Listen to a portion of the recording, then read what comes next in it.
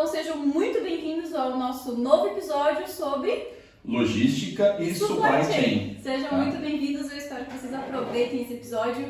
O Diógenes aqui é o nosso especialista, né, Diógenes, nesse assunto. A gente conversa sobre isso todo dia, né? Pois é, algumas décadas já, né, trabalhando com isso. Exatamente. E vocês lembram, né, no último episódio a gente falou sobre as bases da administração, né? E hoje a gente vai falar um pouco sobre logística e supply chain. E agora, afinal de contas, o que é logística e supply chain? Eu gosto de pensar assim, a palavra logística é muito antiga, né? Não sei se você sabe, ela vem ali de época de guerra. Existe desde sempre, né? Sim. Na Grécia, existia uma pessoa ligada à área militar que cuidava do suprimento das linhas de combate, né? Com armas, comida, sei lá, tudo que é necessário para as pessoas numa guerra. E esse profissional se chamava logísticos, né? Então isso já tem séculos e séculos a expressão logística. Já a supply chain é uma coisa nova, é da década de 80, é uma coisa de 40 anos.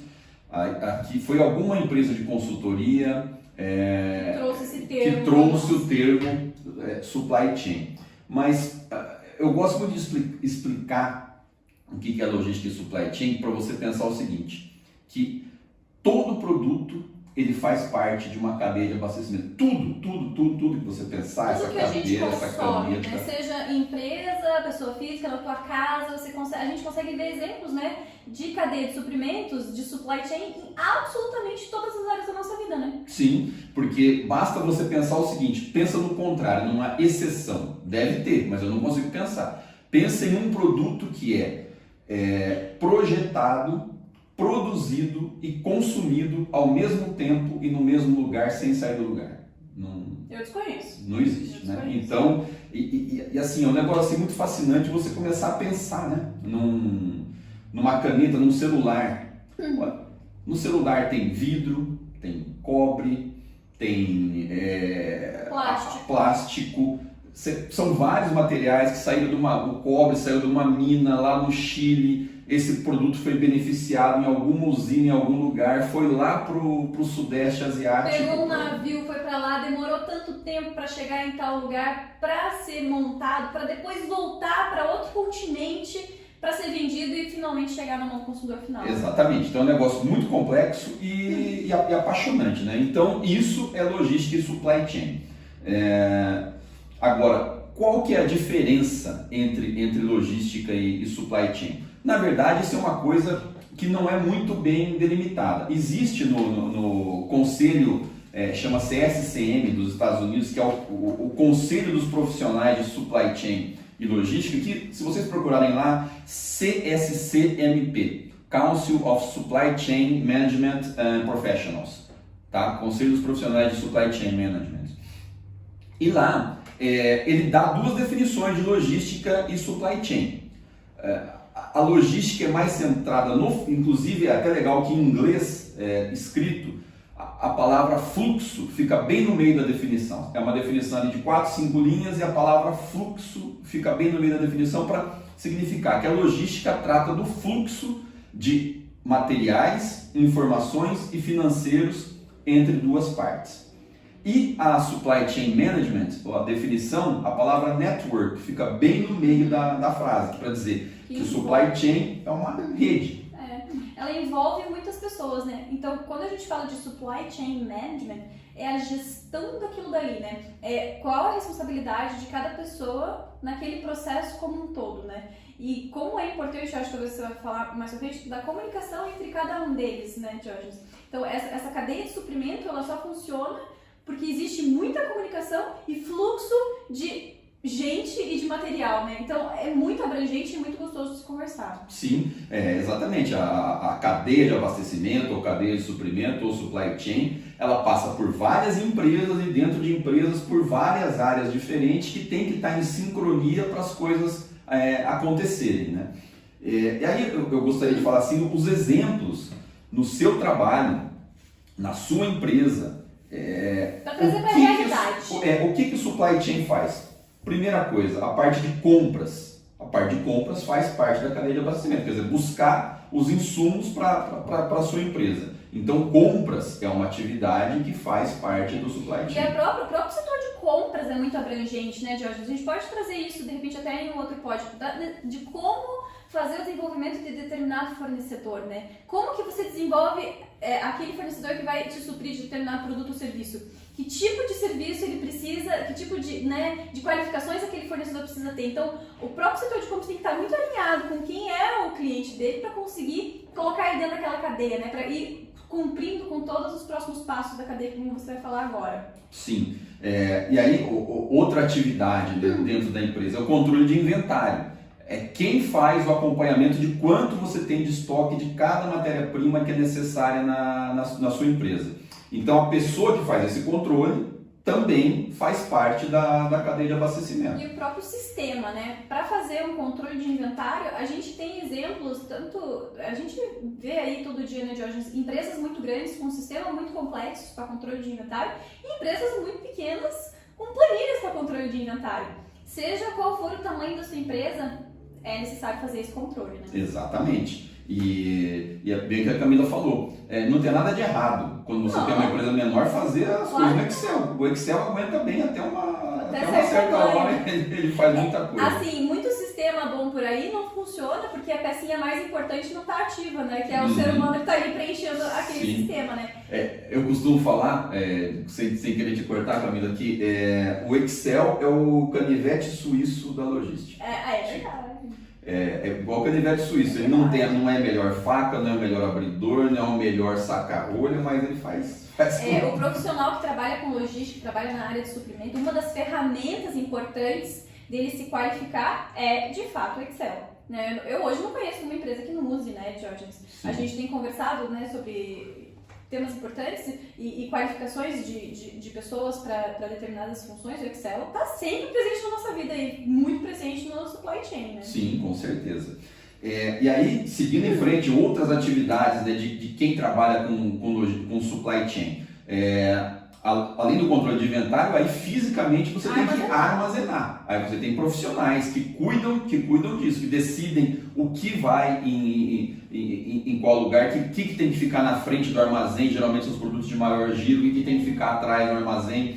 A parte de conservação, se precisa ser refrigerado, questão de umidade. Tem uma metodologia, né, chama FIFO, né, que é o First In, First Out. Então é o primeiro que entra, é o primeiro que vai sair. Tem outras metodologias, mas a via de regra essa é a mais utilizada. Ou seja, né, o primeiro produto que entrou no teu estoque é o primeiro que tem que sair. Você não pode ir colocando no teu estoque e tirar o último que entrou, né? Senão você perde todo o controle de qualidade. Você tem que ir utilizando ele conforme ele vai chegando, né? Tem que ter um fluxo. E isso é muito complexo. Dependendo do tamanho do teu armazém, né, da tua operação, você tem que estar muito preparado e ter gente muito, muito preparada para fazer essa operação funcionar. Sim, porque em armazéns muito grandes, com a diversidade de SKU, que a gente fala, Stock Keeping Units, né, itens diferentes dentro do armazém, quanto mais isso vai aumentando, vai ficando cada vez mais complexo, e isso é uma ciência também, a parte de armazenagem, né? Principalmente se você é um armazém que armazena coisas de outras pessoas, ou se você é a indústria que armazena os seus produtos, né? Existem esses dois perfis, então dá para discorrer bastante, mas como é importante o controle de picking, né? A expedição desses produtos, das pessoas que têm que estar ali, tem que, né, observar todo um fluxo para fazer isso aí funcionar. Sim. Bom, e aí tem a parte de manuseio de materiais, né? Que tipo de equipamento você vai utilizar para... Assim, existe uma infinidade de tipos de empilhadeiras diferentes, de paleteiras diferentes, como você vai manusear esse material e como é fisicamente o local que você vai acomodar, definir esse tipo de coisa. Não, e digamos assim que seu armazém não seja muito grande, né? Você precisa ter, né, um engenheiro, né, uma pessoa que entenda bastante sobre isso, ou um sistema que desenvolva isso, para que você faça o layout de armazenamento e que você consiga aproveitar a maior quantidade de espaço. Né? Que você consiga entrar com empilhadeiras, que tipo de empilhadeira você tem para passar naquele corredor, né? Que tipo de movimentação você faz para que você consiga colocar a maior quantidade, né, de itens, de caixas, num layout melhor personalizado para o teu negócio. Né? Sim, sim. Bom, e aí a gente, indo em frente, a gente tem a parte de processamento de pedidos, quer dizer, receber os pedidos, seja de venda ou da fábrica da sua empresa, solicitando os produtos para o armazém de matéria-prima. Então, processar esses pedidos. A gente tem a parte de transporte, efetivamente, que a gente associa mais com logística, né? Tanto o transporte de entrada na sua empresa, quanto saída, entrega para o cliente, né? Aí, falando em cliente, a gente tem as partes de serviço ao cliente, também a gente considera que faz parte do supply chain, e planejamento, né? Onde eu vou localizar esses armazéns? Isso talvez teria que ser a primeira coisa, né? Quantos centros de distribuição eu vou ter? Qual vai ser o tamanho de cada um? Onde eles vão estar localizados? Feita, né? Exatamente. De qual fábrica vai sair material para qual centro de distribuição? Então, tudo isso, vocês notam que isso perpassa várias áreas de uma grande empresa. Em uma pequena empresa são várias atividades que às vezes são feitas pela mesma pessoa, uma empresa pequena, mas são atividades bem diferentes que fazem parte da cadeia de abastecimento. E é um grupo de pessoas, de empresas, né? Às vezes nem somente uma empresa, às vezes você tem uma empresa que presta cada um desses serviços que a gente falou, né? Uma indústria em si, ela não faz tudo isso, ela contrata transportadores, ela contrata um armazém e assim vai, com um único objetivo: suprir o consumidor final, né? Então, às vezes você recebe lá a tua compra lá da Amazon, né? A tua compra do Mercado Livre, poxa, chegou em casa, mas quanta coisa por trás disso aconteceu, né? E isso é uma coisa muito bacana, aí você puxou bem. A gente costuma dizer o seguinte, que a única fonte de recurso em toda essa cadeia de abastecimento é o consumidor final. É o consumidor final que é o único que injeta recursos financeiros dentro da cadeia. E o resto é tudo troca entre vários elos dessa cadeia, desde a fazenda que produz a matéria-prima, ou a mineração, ou a floresta que fez a madeira para fazer o papel, enfim. A única fonte de recursos é o consumidor final. Quando tem até um documentário disso, podia ter deixado para disso, né? Um documentário que fala sobre a Ruffles, né? Tem a Ruffles e aquela outra, esqueci o nome da batatinha, Lay's. E fala justamente, tipo, quando você abre o teu pacotinho de batata, o que acontece antes de tudo isso, né? E é muito interessante, porque você vai lá na plantação de batata, né? O que limpa a batata, passou por um lugar, entrou no caminhão, foi pra outra... E tudo foi acontecendo. Então é muito interessante. Então só o fato de você ir no mercado, abrir o teu pacotinho de batata para comer, você não tem noção de tudo que aconteceu antes disso. Exatamente. E só quem injetou dinheiro foi você comprando o saco de batata.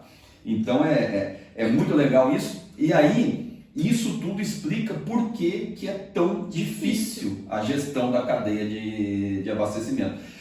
Existem cadeias muito longas, onde, por exemplo, uma empresa que está mais na ponta da cadeia, né, a gente chama downstream, né, mais perto do consumidor, ela não sabe de onde vêm os insumos dela. Então, isso torna muito difícil a visibilidade de como que vai variar o preço. Enfim, às vezes a pessoa nem sabe o que vai, o que é usado no produto. Por exemplo, o fabricante dessa caneta, com certeza ele não sabe quais insumos são usados na tinta que pintou essa caneta aqui. E variação nisso, que vai afetar o fornecedor dele, pode afetar a qualidade do produto final. Exatamente. Então, isso é uma das coisas que torna difícil o supply chain. Outra coisa a gente lida muito com incerteza, né? Por exemplo, acredito que hoje esteja mais fácil. Que versão que está do iPhone já? Nem sei, a minha é 14. 11, Jorge. Deve estar na 14. Ai, Camila, eu tô atrasada. que pobreza, hein? Mas, enfim, agora imagina quando lançaram o iPhone 2, 3. Quanto que vai ser vendido? E tudo isso, tipo assim, você tem que ter uma previsão para saber quanto que você vai precisar de semicondutor, e aí isso vai puxando, né? Quanto que eu vou precisar de cobre para fabricar, de onde que eu vou tirar. Material de reposição, manutenção, né? Não sei como é que funciona mas assim, via de regra, quando você lança um produto, você tem que ter material para poder fazer manutenção dele, né? Então você tem que estar preparado, tem que ter aquele percentual de erro que pode acontecer, que você tem que estar preparado. Então, o cálculo para isso tem que estar muito alinhado, né, Jorge? Para você estar sempre atendendo quem? O teu consumidor final. Exatamente. Outra coisa que está tornando cada vez mais difícil a gestão da cadeia de abastecimento é a variedade de produtos. Cada vez os produtos são mais personalizados, quer dizer, o tênis tem uma cor diferente, um cadarço diferente, o solado diferente, a palmilha é diferente, e isso tudo isso, cada vez que você aumenta uma variabilidade aqui na ponta, isso aumenta a complexidade da cadeia, assim, um absurdo. Por isso que Henry Ford falava, né, que você pode escolher qualquer carro, desde que seja esse carro na cor preta. Porque aí... Ele tinha uma linha de produção, era aquele único produto, ele não era branco, não era cinza, nem rosa, ele era preto. Exatamente. E isso tornava simples, entre aspas, né? É um só, né? A produção. Você fazia uma linha e ia montando o carro. Aí imagina quando começaram a vender carro em 3 cores, 4 cores. Imagina. Ou com roda diferente. Como que isso complicou toda a linha.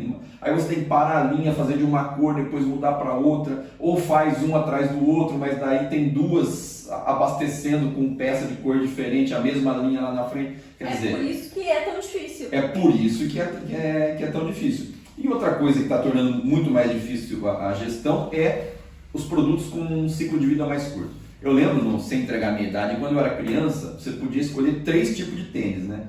Era o Rainha, o Quixote e o Conga, né? Um era um pouquinho mais caro que o outro, mas enfim, era tudo igual. É aquilo ali que tinha. O Quixote era preto, o Conga tinha branco e azulzinho, eu acho, e o Rainha era preto também. Na época acho que era o mais caro, né? Então, na verdade, você tinha um para ir para a escola, um para jogar bola na rua e outro para sair. Para ir na igreja no domingo, né? Exatamente. Só que não tinha variedade nenhuma, as crianças tudo usavam tênis igual. E imagina quando começou a fazer cores diferentes e todo ano mudando, cada hora é uma moda diferente. E a necessidade né? do consumo, né? Aí a gente entra em outro tema, né? Mas o quanto, né, o marketing faz com que você consuma aquilo dali e aí muda toda a cadeia de suprimentos. Porque você tem muito mais custo daquele teu consumidor final pedindo por variedade de produtos e aumenta muito mais a cadeia, né? Sim. E outra coisa que aumentou, assim, só para terminar, aumentou muito a complexidade é que as empresas e as cadeias são cada vez mais globais. Então, nunca fecha, né? Por exemplo, a China fornece para o mundo inteiro e aqui nós estamos a 14 horas diferente. Você que já foi, Camila, para a China, quantas horas dá? 14? É isso? Não, dá até mais, dá 16, 17 horas, né? É bastante. Então imagina, então o tempo inteiro, imagina uma empresa global, o tempo inteiro tem gente trabalhando e tem coisa acontecendo, então isso torna mais difícil a gestão. E outra coisa é quando, por exemplo, acontece, igual aconteceu no Covid, que a China fez o lockdown, travou o mundo, né? Tudo vinha da China. E isso é uma coisa que a gente até comentou nos 2 episódios atrás, que está mudando um pouco, né? As empresas americanas estão buscando colocar mais coisas no México, as europeias mais coisas no leste europeu, mas enfim, de qualquer maneira, não vai deixar de ser global, isso não vai mudar, eu acredito nunca mais. Né? Eu acho que não mesmo. Tá. Enfim, então isso é a complexidade e por que é tão importante? O que a supply chain ela faz? Primeiro, a gente costuma falar que ela é uma ponte e um amortecedor. Ela é uma ponte que liga consumidores e produtores em vários lugares do mundo. E é um amortecedor porque quando acontece qualquer abalo nessa cadeia, uma fábrica fecha em algum lugar, existe uma explosão, se você tiver uma cadeia de abastecimento bem desenhada, ela amortece esse impacto. Assim, se você olhar, eu já tive a oportunidade de trabalhar em empresa multinacional com fornecedores em vários lugares do mundo, de vários produtos diferentes, uma infinidade de maneiras, mas uma das maneiras como isso era feito, você nunca, mesmo que seja muito mais barato, você nunca tem um fornecedor só para o mesmo produto. E principalmente, mesmo que você tiver 2, eles já tinham esse cuidado há muitos anos atrás, não ser no mesmo lugar. E na verdade, eu também já trabalhei nessa empresa, era no ramo automobilístico, né? E como é difícil você ter a autorização para a utilização de outros fornecedores. Né? A parte de aprovação, principalmente das grandes montadoras, né? Existe um processo de qualidade muito pesado a ser cumprido, né?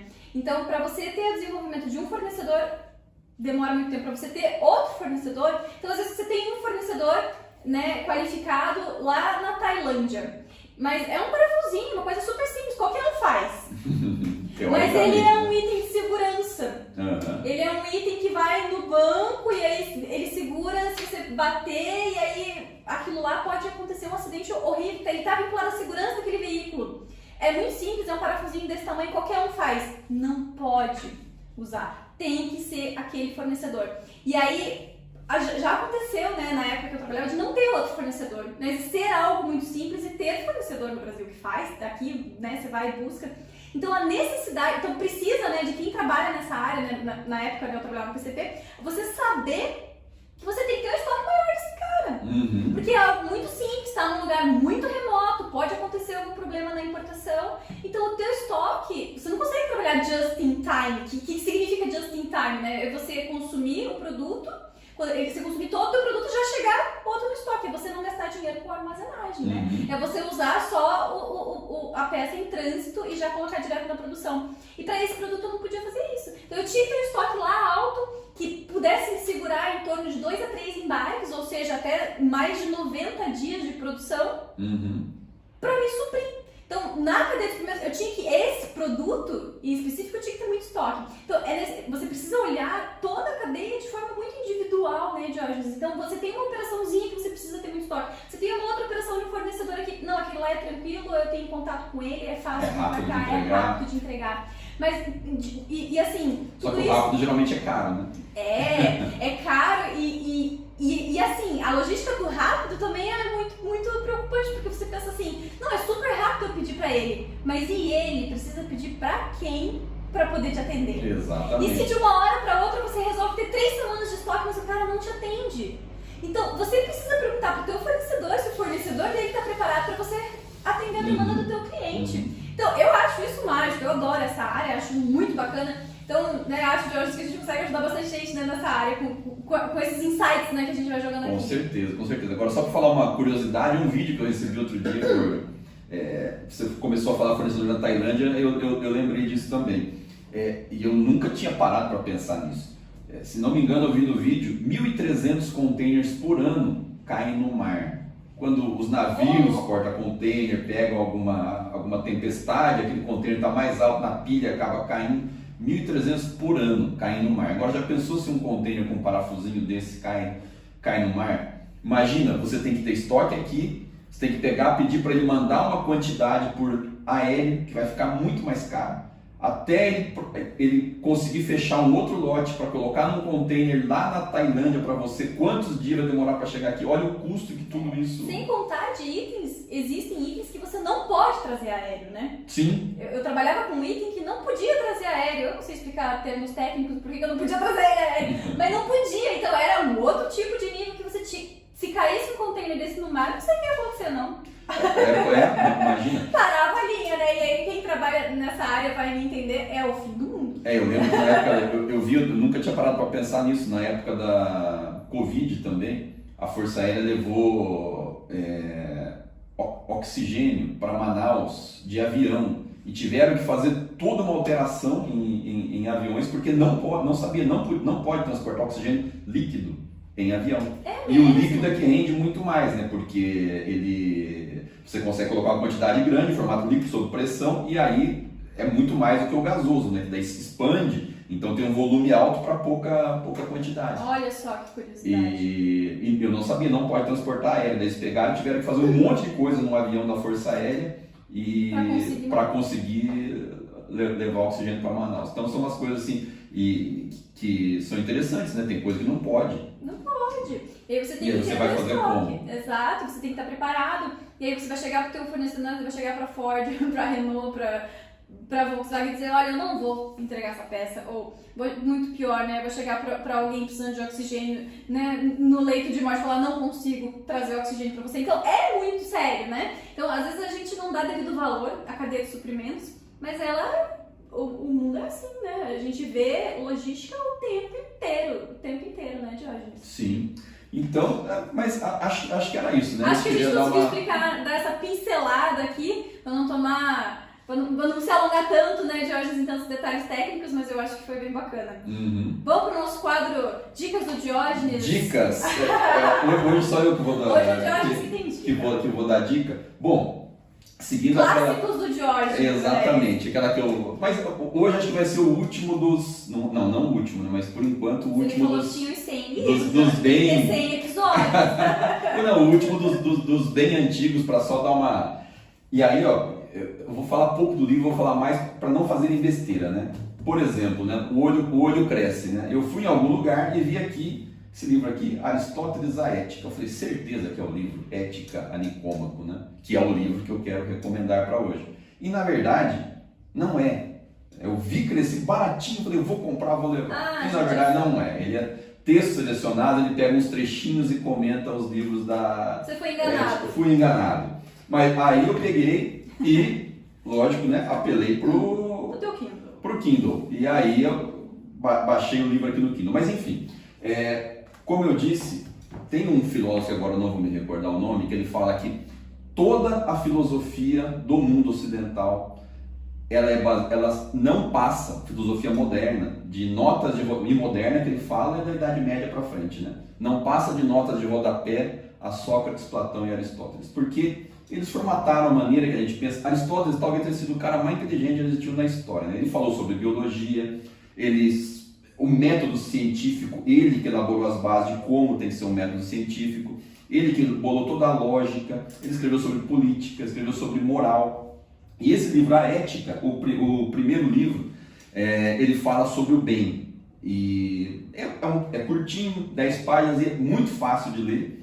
E aí eu vou recomendar esse livro, A Ética. E um negócio assim, aí uma curiosidade que eu também não sabia antes, Platão, ele escrevia e escrevia muito bem. Os livros de Aristóteles que chegaram até nós, ele não escreveu. São notas de aula de alunos dele.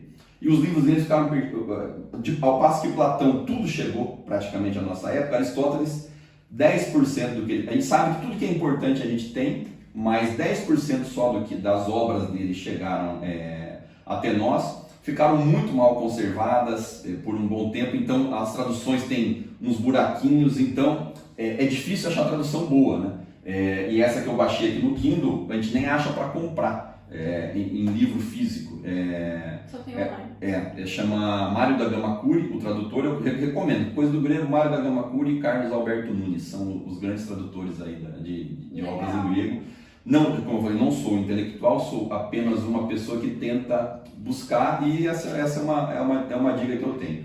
A Ética de Aristóteles é um dos livros básicos, que eu falei, que a gente tem que saber para honrar os nossos antepassados, pelo menos do mundo ocidental. O mundo ocidental que a gente fala é Américas, Europa, Oceania, o nosso mundo, a gente foi criado. Normal. Então é isso, Jorge, que legal. Então eu queria agradecer você que ficou aqui com a gente até o final, e a gente se vê no próximo episódio. Isso aí, até a próxima. Até, pessoal. Tchau, tchau.